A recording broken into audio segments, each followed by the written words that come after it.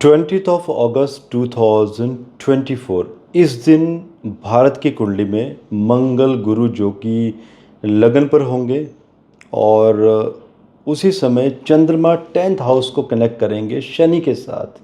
तो ये जो कॉम्बिनेशन थे ये इंडिकेट करते हैं कि भारत में बहुत भयंकर भूकंप और जिसमें कि जान माल की हानि भी होती हुई दिखाई दे रही है, जिसमें कि पश्चिम के राज्यों में और उत्तर के राज्यों में ज़्यादा कंपन होगा और लैंडस्लाइड्स का भी बहुत बड़ा खतरा दिखाई दे रहा है इस समय। और डिटेल वीडियो आप हमारे यूट्यूब चैनल में देख सकते हैं।